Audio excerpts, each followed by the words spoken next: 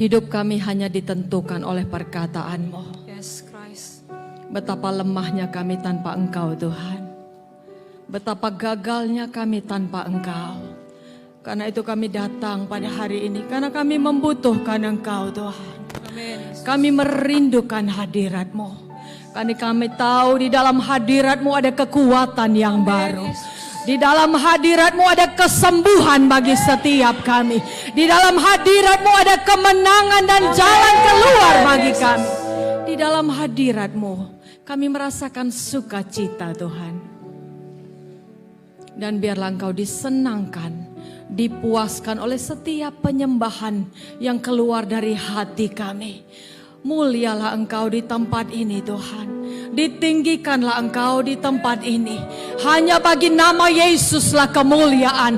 Bagi nama Yesuslah keagungan. Bagi nama Yesuslah kehormatan. Kami tinggikan Engkau setinggi-tingginya di tempat ini. Tuhan, tidak ada satupun yang Engkau lalui dalam nama Yesus. Dalam nama Tuhan Yesus. Dalam nama Tuhan Yesus.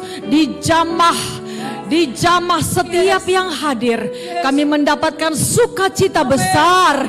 Kami mendapatkan berkat yang besar. Baik juga yang live streaming Tuhan. Dimanapun mereka berada mendapatkan sukacita yang dari Tuhan. Terima kasih Tuhan.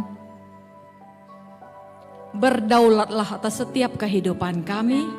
Ditinggikanlah namamu dalam nama Yesus Kristus Tuhan kami yang ajaib. Kami berdoa dan mengucap syukur. Sama-sama kita katakan amin. Kita beri kemuliaan bagi Tuhan. Kita Desember kita adalah Desember yang sukacita. Amin. Katakan dong kiri kananmu, Desember sukacita. Amin. Puji Tuhan, Desember sukacita. Ada baju baru, puji Tuhan. Tidak ada, enggak masalah. Ada sepatu baru, puji Tuhan. Enggak ada, enggak masalah. Ya kan? Ada makanan enak, puji Tuhan. Enggak ada? Enggak masalah, saudara. Karena sukacita Natal kita tidak tergantung kepada keadaan kita. Katakan amin. Tidak tergantung kepada keadaan kita. Jangan seperti si Bernard, saudara. Si Bernard kalau ditanya temannya, kalau Natal kau cari apa di Natal? Oh, kalau aku cari maknanya. Hebat sekali. Maknanya maksudnya arti Natal? Bukan, makna itu singkatan, makanan Natal. Ya, saudara, puji Tuhan, silakan duduk pada hari ini. Nah, saudara, saya penyayang hewan. Dari kecil, suatu kali, waktu saya kecil sekali, ada temannya papa saya kasih ayam. Saya tidak izinkan itu dipotong. Maksudnya mau dikasih untuk dipotong. Saya tidak izinkan, saya pelihara. Akhirnya ayamnya mati, saya nangis. Kemudian ada yang pernah kasih kambing untuk dipotong dimakan. Saya nggak boleh potong. Saya pelihara sampai akhirnya saya pelihara nggak pinter, kambingnya mati, saudara. Saya nangis. Kemudian setelah menikah kami pernah memelihara 2 ekor anjing. Anjing itu begitu kami sayangi. Suatu hari anjingnya mati, saudara. Berbulan-bulan saya dan bapak sedih, tidak bisa move on mengingat anjing itu, saudara. Dan itulah salah satu pertimbangan ketika anak saya minta seekor anak anjing, saya bilang nehi baboji. Karena ketika mati sangat sedih, saudara. Itu satu. Yang kedua, rumah tidak akan bersih. Itu pendapat saya. Yang ketiga, ada si mbak yang mungkin keberatan ketika kita memelihara seekor anak anjing. Tetapi karena sayang kepada anak, semua pertimbangan itu dikalahkan, saudara. Saya tanya pengurus-pengurus gereja, ada berapa pengurus, ada nggak anak anjing? Ada nggak? Untuk apa, Bu? Mau bikin surprise untuk Angel. Kemudian ada yang bilang masih hamil anjingnya, ada yang bilang ada mertua saya punya. Kemudian ada pengurus gereja bilang ada tetangga saya punya, baru lahir. Wah, puji Tuhan. Jadi dibawa pakai kandang, pakai Honda. Wah, itu terima kasih banyak untuk pengurus gereja yang memberikan anjing itu. Nah, punya anjing kecil, ku beri nama Molly.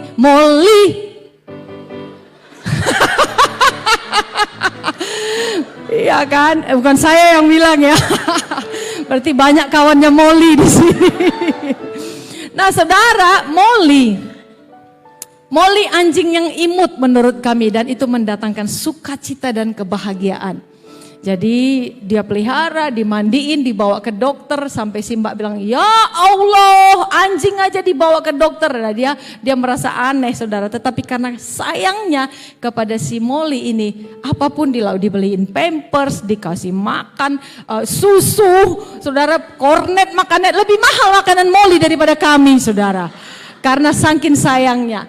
Nah, Saudara, nama yang diberikan kepada anjing piaraannya, tentu saja si pemiliknya memberikan nama yang terbaik. Ya kan? Dia kasih nama Molly karena Molly itu imut. Nah, saya pelajari nama itu apa? Nama itu adalah panggilan, atribut, identitas yang diberikan satu kepada hewan, kepada nama tempat, atau kepada produk, atau yang tertinggi adalah kepada manusia. Contoh, kalau ada saudara di sini yang istrinya mengandung, jauh-jauh hari namanya sudah dipersiapkan, ya kan? Opungnya ngasih, tulangnya ngasih, baunya ngasih, pokoknya panjanglah namanya ya. Contohnya namanya Gonggom Poltak Pardomuan Hasiolan Simarmata. Satu dari kakeknya, satu dari neneknya, satu dari nantulangnya. Pokoknya yang terbaik lah nama untuk si anaknya itu. Nah, saudaraku yang terkasih, setiap orang tua memberikan nama yang terbaik untuk anaknya. Meskipun ada pepatah kuno berkata, apalah arti sebuah nama. Tetapi nama itu adalah harapan. Diberikan yang terbaik, yang terindah kepada anaknya, saudara. Nah, saya melihat banyak sekali ada nama-nama aneh, saudara. Ya, coba kita di KTP, nama orang Indonesia, Jas Ujan namanya. Coba, yang pertama namanya Jas Ujan, coba. Itu lihat, nama Jas Ujan. Nggak tahulah kita kenapa, mungkin waktu lahir pakai jas hujan mamanya ya. Kemudian lagi ada nama lain, saudara. Namanya aneh-aneh. Ini namanya siapa? Tuhan. Dia buat namanya Tuhan, bayangin. Entah apa yang merasuki orang tuanya ya. Dia buat nama anaknya Tuhan. Lanjut. Nama anaknya Saiton alias setan, saudara. Kurang nama, saudara. Lanjut. Ini apa namanya? Satria Baja Hitam. Luar biasa. Lanjut. Ada satu lagi. Dia buat namanya siapa ini? Tuhan. Ada satu lagi dia buat Pangeran Ganteng, kata saudara. Walaupun anaknya nggak ganteng, saudara. Kenapa? Karena itu adalah harapan orang tua kepada anaknya. Meskipun seringkali nama itu tidak sesuai dengan orangnya, saudara. Jadi yang lucunya, saudara, saya kenal ada namanya Panci, ya, Panci Sembiring. Mungkin pada waktu baru melahirkan mamanya lihat panci. Iya, itu betul, saudara. Ada namanya Kursi. Benar, saudara. Kalau Anda lihat ya suku kita, saudara kita, suku Karo namanya unik-unik, saudara. Jadi nama yang terbaik, pegawainya Felix di Jakarta dari kampung-kampung, saudara. Orang kita Sunda namanya Oscar. Oscar itu kan piala ya, piala Oscar dari Amerika. Kemudian ada tukang las dekat rumah kami namanya Washington Sihombing. Hebat kan? Orang tuanya punya harapan terhadap anaknya itu. Jadi saudaraku, ada banyak sekali nama. Adik saya yang paling kecil almarhum namanya Dili. Dili adalah kota di timur-timur, ibu kotanya, karena saat itu ayah saya bertugas di Dili. Jadi namanya dibuat Dili. Jadi kebayang nggak, saudara, kalau orang tuanya sedang pergi tugas perang, dibuatnya lah namanya Tembak Tarigan. Iya kan? Mengelak Naibaho. Kena lah iya, gitu contohnya, saudara. Nah, jadi saudaraku yang terkasih, tujuan nama itu artinya apa? Identitas diri. Meskipun nama itu seringkali tidak sama dengan orangnya. Ada nama Tegar. Saudara bisa lihat di Google, namanya Tegar. Tegar artinya kuat. Tetapi dia seorang mahasiswa lompat dari lantai 11 bunuh diri. Namanya Tegar. Tetapi dia tidak tegar menghadapi kehidupan. Namanya berkat. Tapi karena dia tidak dekat dengan Tuhan, kantongnya kempes terus. Namanya bahagia. Tetapi karena tidak dekat dengan Tuhan, rumah tangga suami istri berantam setiap hari, tidak bahagia. Nah, seringkali nama tidak sesuai dengan identitas diri. Hari ini berbicara tentang nama. Ada satu nama, saudaraku, yang dahsyat dan luar biasa. Sesuai dengan tema kita hari ini. Tema kita adalah, saudara baca bersama, 1, 2, 3. Nama yang berkuasa di bumi dan di surga. Nama yang tidak pernah gagal dalam rancangannya bagi hidupmu. Nama yang menyelamatkan engkau dan aku. Nama yang berkorban, menyerahkan nyawanya bagi kita. Nama yang direndahkan serendah-rendahnya.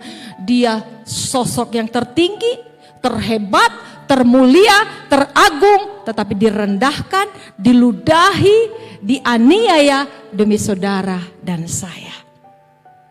Kita akan buka firman Tuhan pada hari ini di dalam Filipi 2 ayat 8 dan 9. Kita baca bersama, satu dengan tegas dan terang. 1, 2, 3. Dalam keadaan sebagai manusia, ia telah merendahkan dirinya dan taat sampai mati, bahkan sampai mati di kayu salib. Lanjut ayat 9. Dan mengaruniakan kepadanya nama di atas segala nama. Siapa namanya, saudara? Yesus. Yesus Kristus. Kristus berasal dari kata Kristos. Kristos berasal dari kata krio. Krio artinya yang diurapi. Nah, hari ini kita akan melihat nama di atas segala nama. Nama yang merendahkan dirinya bagi saudara dan saya. Nama yang tidak mempertahankan haknya sebagai Tuhan. Nama yang rela berkorban. Nama yang meneteskan keringat seperti darah ketika penyaliban itu akan datang kepada dia. Selanjutnya, ayat yang selanjutnya, Kisah Rasul 4 ayat 12. Kita baca bersama, saudara, 1, 2, 3. Dan keselamatan tidak ada di dalam siapapun juga selain di dalam Dia. Sebab di bawah kolong langit ini tidak ada nama lain yang diberikan kepada manusia yang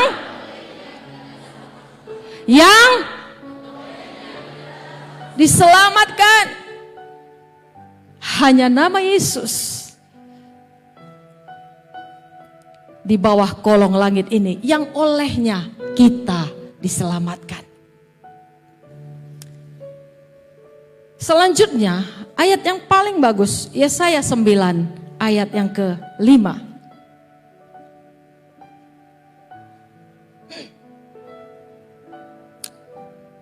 Tidak, Yesaya 9 ayat yang ke-6. Kita baca bersama. 1, 2, 3. Saudara dengan keras, kenapa? Supaya yang live ikut mendengar, saudara. Saudara setuju? Amin. Oke, 1, 2, 3. Sebab seorang anak, amin, amin, lambang pemerintahan ada di atas bahunya dan nasihat ajaib, Allah yang perkasa, Bapa yang kekal, Raja damai. Namanya disebutkan orang, ada 4 di sini, saudara.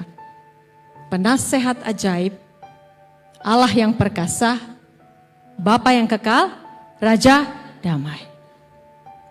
Namanya disebutkan orang 4. Banyak sekali sebutan nama untuk Tuhan kita, saudaraku. Nah, kita akan melihat satu persatu. Penasehat ajaib, kalau bahasa kerennya sekarang mentor tertinggi. Nah saudara, ketika di dalam kehidupan kita mentok menghadapi masalah, ketika kita tidak punya jalan keluar, ketika kita bingung, apalagi engkau orang-orang muda tidak mengerti akan hidupmu ke depan, pernahkah Anda bertanya kepada Tuhan, Tuhan, pekerjaan apa yang cocok untukku? Tuhan, aku mau buka usaha ini. Kira-kira cocok apa tidak Tuhan? Tuhan, aku mau melakukan ini. Cocok apa tidak? Bagus apa tidak? Saudara, tahukah saudara Roh Kudus itu mampu memberikan tuntunan kepada kita sampai detik ini. Roh Kudus itu penuntun bagi setiap kita. Bisa memberikan nasihat, bisa menuntun kita itu salah, itu benar. Jalan ke depan atau ke kanan atau ke kiri, dia mampu saudara. Suatu kali Daud diserang kerajaannya, dijarah istrinya, anaknya, semua kerajaannya ditumpas habis, dilarikan di Ziklag. Dan saat itu dia menangis. Dia merasa pedih, dia hancur hati. Apa yang dia lakukan? Saudara, kita akan melihat ayatnya saudara. Di dalam 1 Samuel 30 ayat yang ke-8. Kalau bisa dicari 1 Samuel 30 ayat ke-8. Kita baca bersama saudara. Ini supaya kita mengerti firman Tuhan. 1, 2, 3. Kemudian. Ulangi. Kemudian. Bagus. Katanya, haruskah aku mengejar gerombolan itu? Akan dapatkah mereka kususu? Dan ia berfirman kepadanya, kejarlah, sebab sesungguhnya engkau dapat menyusul mereka dan melepaskan para tawanan. Lihat saudara, Daud bertanya kepada Tuhan. Meskipun mungkin dia mampu, dia punya banyak pasukan, dia banyak kekuatan, dia hebat, dia panglima perang, dia jago, dia bisa, dia punya perhitungan berapa banyak musuh, berapa banyak pasukanku. Dia punya perhitungan, dia bisa. Tetapi toh dia bertanya kepada Tuhan. Lihat saudara, luar biasa. Kemudian bertanyalah Daud kepada Tuhan. Tidak minta nasihat kepada orang yang salah. Dia bertanya kepada Tuhan. Seringkali orang-orang Kristen masih bertanya kepada dukun. Seringkali bertanya kepada opung. Seperti yang Bapak Gembala bilang, ada yang ngantongi jimat, itulah kekuatan. Dari apa itu? Ada besi di dalamnya. Ada bawang putih di dalamnya. Takut pula setan sama bawang putih. Kita belilah satu goni. Bertanya kepada Tuhan untuk setiap langkah-langkah keputusan hidup kita. Sama seperti Daud. Loh Bu, itu kan zaman perjanjian lama. Bagaimana sekarang? Saudara tahu, Roh Kudus diutus oleh Tuhan untuk selalu menuntun kehidupan kita hari lepas hari. Amin. Bertanya. Karena dia penasehat ajaib. Dan dia tahu apa yang ada di depan saudara.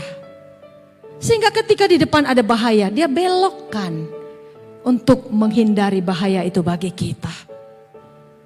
Bertanya kepada Tuhan. Dia penasehat ajaib. Jangan salah minta nasihat.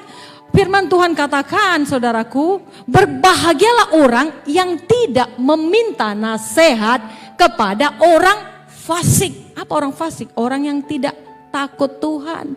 Orang yang tidak mengerti Tuhan. Contoh. Rumah tanggamu bermasalah. Suamimu mabuk tiap hari. Kemudian Anda bertanya kepada eda-eda yang enggak takut Tuhan, ke gereja pun setahun sekali, itu pun Natal. Eda, kayak mananya suamiku mabuk terus. Bah, lepaskan saja itu. Cerai, masih cantik kau, masih muda kau. Kira-kira begitu kan? Karena dia tidak takut Tuhan. Atau bapak-bapak diskusi kepada orang. Nah, keputusan-keputusan yang salah seringkali diambil seseorang karena bertanya kepada orang yang tidak takut akan Tuhan. Hari ini kita mau belajar bertanya kepada tuntunan Roh Kudus. Pasti Anda tidak akan salah.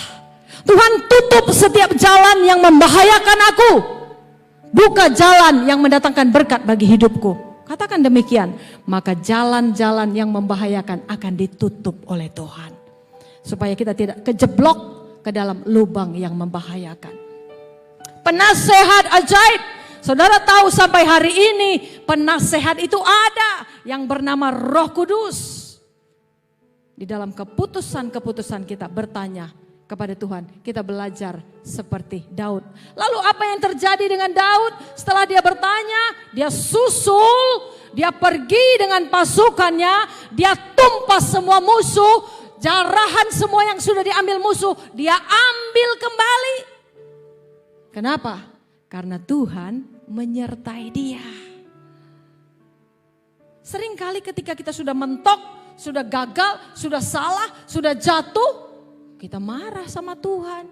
Padahal pada waktu kita bikin keputusan, kita tidak bertanya. Hari ini poin yang pertama, bertanya kepada Tuhan. Minta nasihat karena dia penasehat ajaib. Yang kedua saudara, Allah yang perkasa.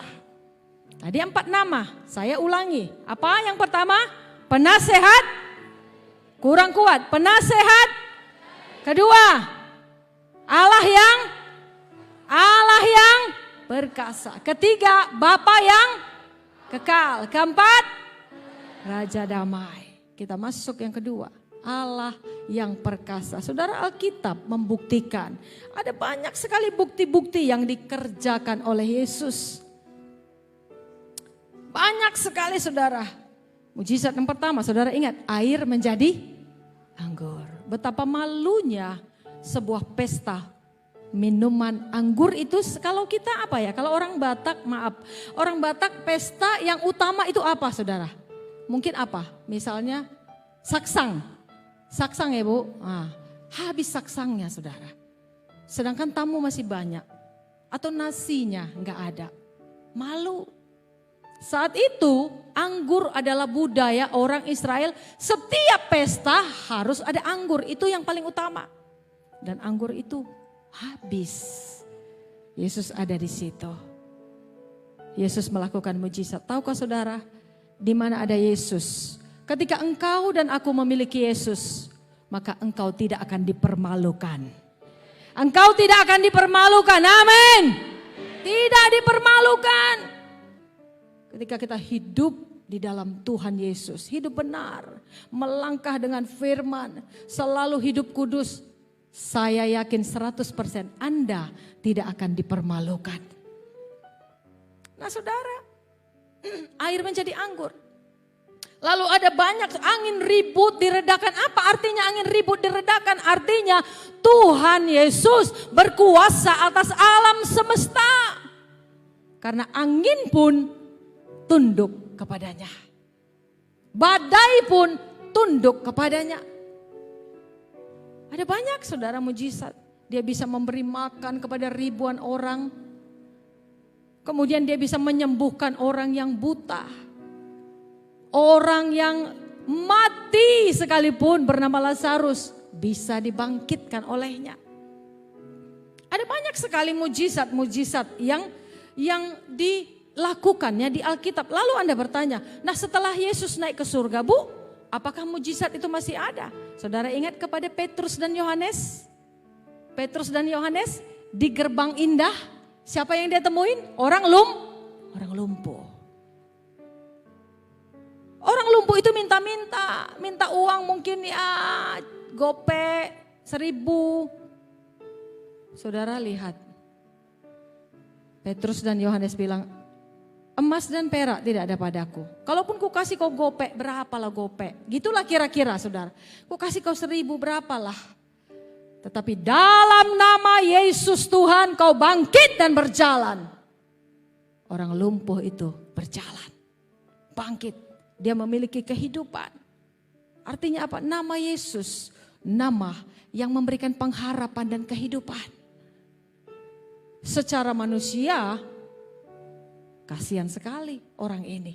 pengemis bertahun-tahun, tahun-tahun, tidak punya harapan, mati pun pasti di tempat itu. Tetapi ketika nama Yesus dihadirkan, mujizat terjadi. Lalu Anda bilang, itu kan di Alkitab, Bu, bagaimana sekarang? Apakah mujizat itu masih ada? Wow, saya mau katakan, saya saksi hidup yang selalu menerima mujizat, saudara. Mujizat yang paling mahal yang aku terima, ketika dokter katakan, saya itu langka untuk memiliki anak. Saya itu sulit untuk memiliki anak. Saudara tahu, Tuhan berikan aku anak-anak yang manis. Anak yang dari Tuhan.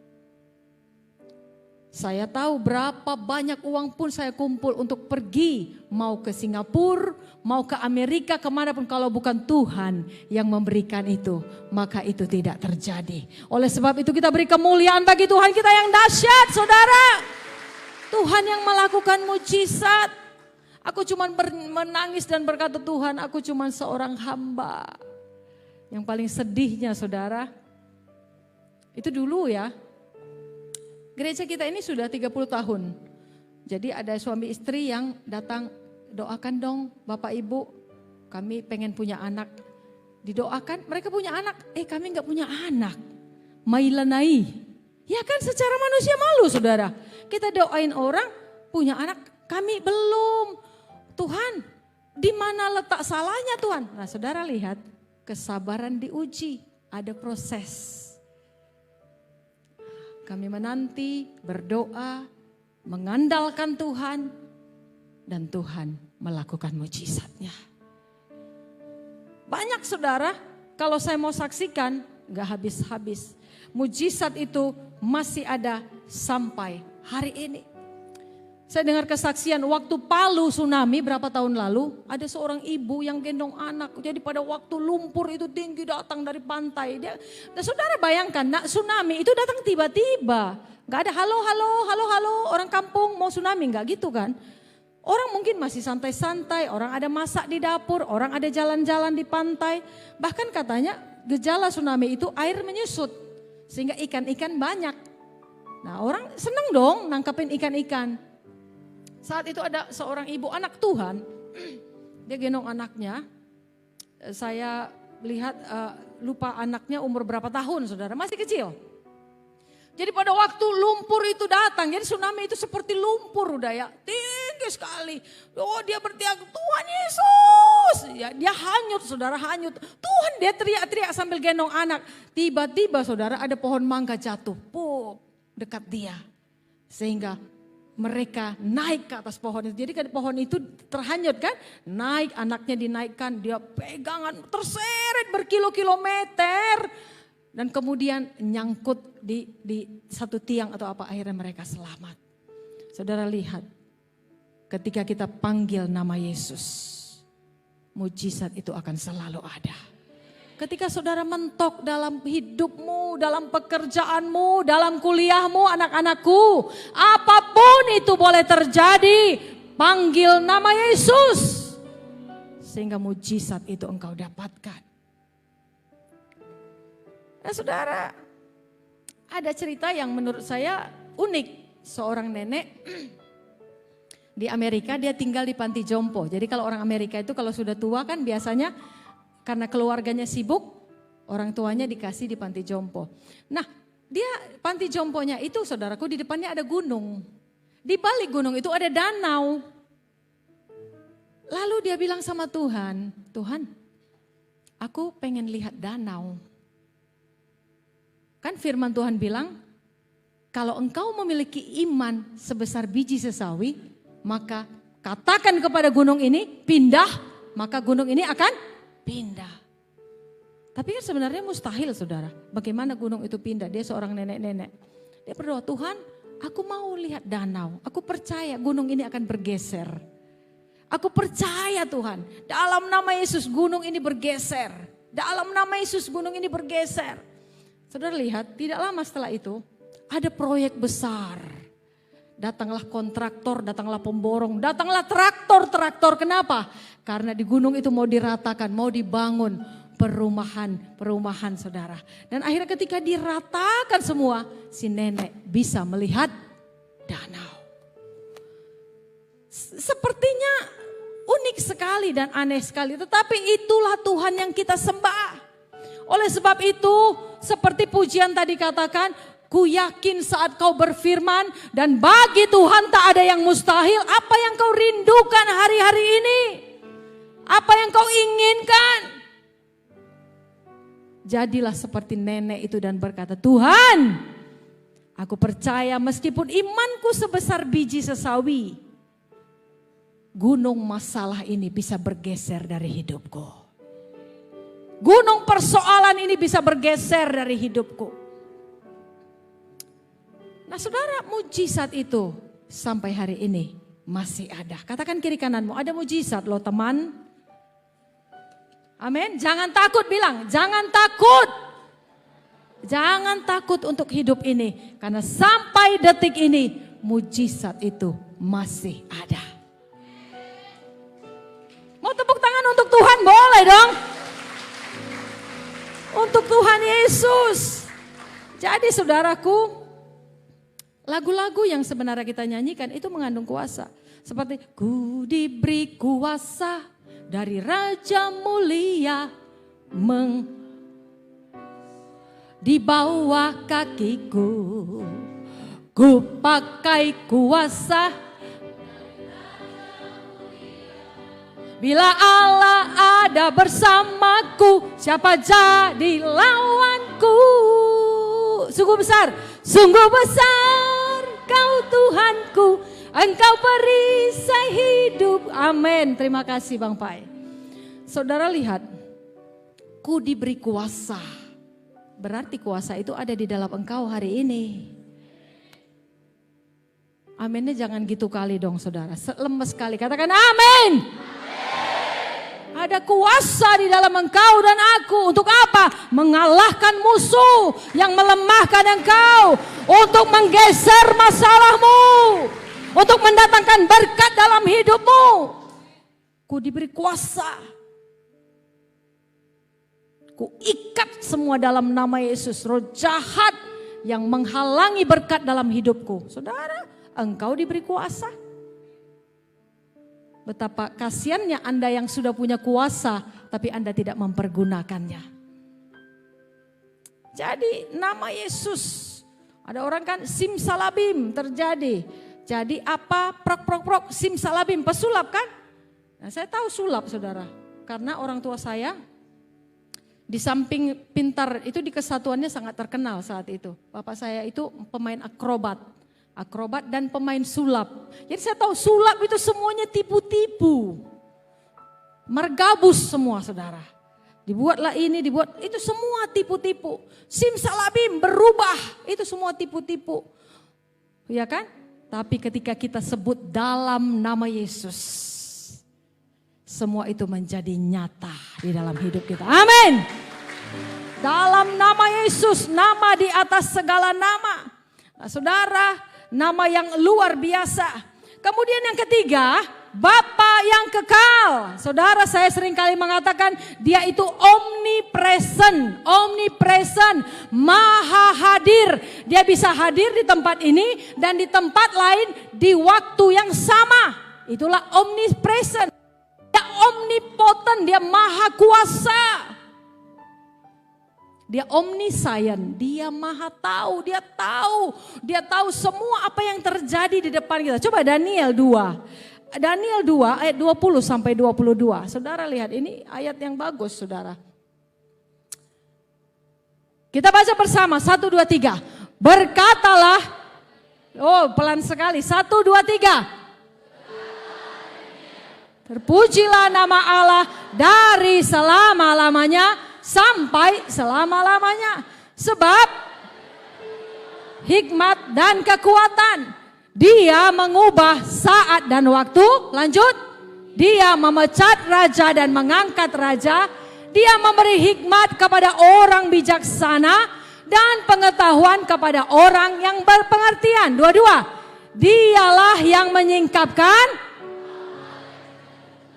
dan yang Dia tahu apa yang ada di dalam gelap dan terang ada padanya. Saudara, Bapa yang kekal dari selama-lamanya, enggak tahu kita selama-lamanya itu di depan kita yang dulu itu berapa dan selama-lamanya di belakang, karena Dia Bapa yang kekal abadi. Dia tahu semua apa yang ada di dalam gelap dan terang ada padanya. Dia yang mengangkat raja, Dia yang menurunkan raja. Dia penguasa langit dan bumi. Saudara, ada beberapa nama Allah yang kita jarang tahu. Ada 7 nama Tuhan. Ya, sebutan, coba bisa? Oke. 7 sebutan Tuhan yang artinya banyak orang yang gak tahu. Saudara lihat, saudara boleh foto ya.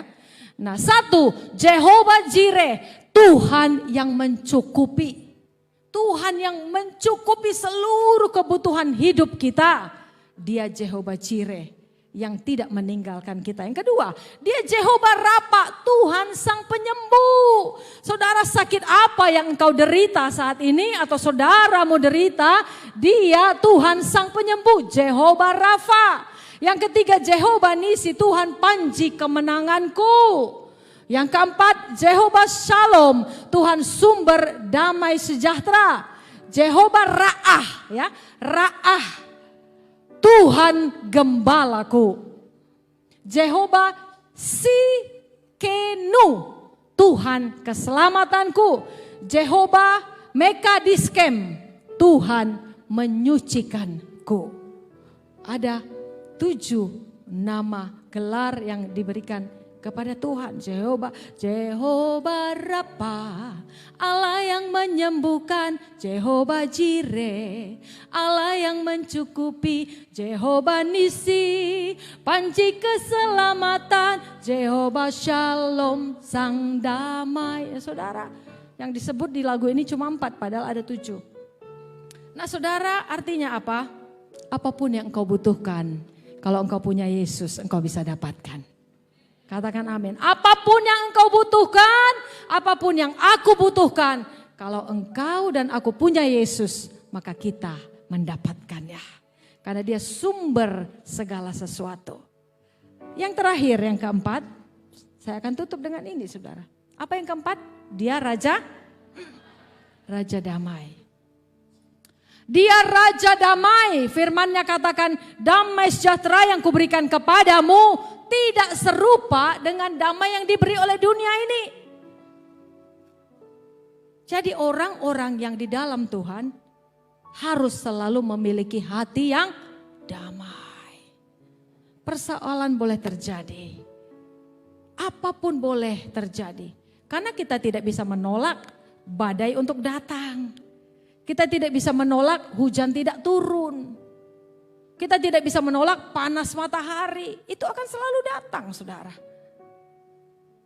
Kan sebulan lalu saya melayani, saya bilang, ketika engkau melewati api, kau tidak akan hangus. Ketika engkau melewati banjir, kau tidak akan dihanyutkan. Artinya banjir itu ada, persoalan itu ada, badai itu ada. Tetapi kalau kita pegang tangan Yesus, kita akan selamat. Nah, Raja Damai, jadi orang-orang yang memiliki Tuhan, hatinya selalu dipenuhi damai. Damai adalah, pernah ku tahu Gang Dame. Gang Dame. Tapi hampir tiap hari berantem di dalam. Marga ini dengan marga ini, marga itu dengan marga itu. Sudahlah kalau marga ini berantem di dalam. Nah, Raja Damai. Firman Tuhan bilang, berbahagialah orang yang membawa damai. Karena mereka disebut, wah yang jawab cuma 1 orang. Berbahagialah orang yang membawa damai, karena mereka disebut. Oh banyak yang gak tahu. Coba buka Lili, Matius 5 ayat 9. Kita baca bersama ayat penutup ini, 1, 2, 3. Berbahagialah anak-anak Allah. Persoalan besar dikecilkan. Persoalan kecil dihilangkan. Jangan terbalik, persoalan kecil dibesarkan. persoalan besar, bom bakar semua, jangan. Karena orang yang membawa damai, orang yang diberkati, saudara. Puji Tuhan, hari ini kita belajar nama Allah. Nama yang berkuasa di bumi dan di sorga. Sekali lagi saya katakan, apapun yang saudara butuhkan hari-hari ini, apapun menyangkut persoalan kah, ekonomi kah, apa saja cita-citamu kah, bawa itu kepada Tuhan. Karena Dia sanggup, Dia spesialis untuk semua yang kita minta kepada Dia. Kita bangkit berdiri, saudara. Ku yakin saat kau berfirman, ia mengucap syukur atasnya, ia memecah-mecahkannya dan berkata, inilah tubuhku yang serahkan bagi kamu. Perbuatlah ini setiap kali kamu memakannya menjadi peringatan akan aku. Bapa, terima kasih untuk pengorbanan. Terima kasih untuk nama Yesus. Terima kasih untuk Yesus. Segala sakit penyakit yang ada di dalam tubuh kami, yang ada di dalam gedung ini maupun yang mengikuti secara live, dalam nama Yesus, penyakit secara fisik, penyakit secara mental, penyakit secara ekonomi, penyakit apapun sudah ditanggung di atas kayu salib, bebas, lepas, dan dimerdekakan. Kematian sebelum waktunya, mati karena bencana alam, mati karena segala macam manusia jahat, mati karena iri hati, perdukunan, kuasa gelap, mati karena apapun sebelum waktunya, digagalkan dan dibatalkan dari hidup kita sekalian, maupun mereka yang mengikutinya secara live. Terima kasih kembali dalam nama Yesus. Dengan iman, mari kita makan.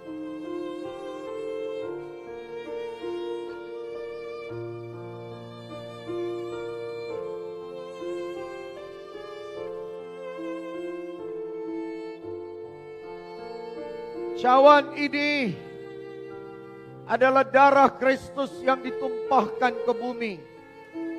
Darah yang menghapus dosa umat manusia. Darah yang menghubungkan manusia dengan sorga. Darah yang mematahkan setiap kutuk yang kita warisi.